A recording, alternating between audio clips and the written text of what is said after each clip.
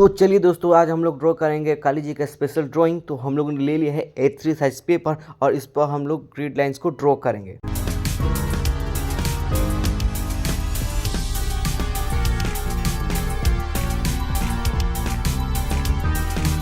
Grid line को draw करने के बाद अब हम लोग ड्राइंग की शुरुआत उनकी आंखों से करेंगे। तो चलिए दोस्तों, इस वीडियो को स्टार्ट करते हैं।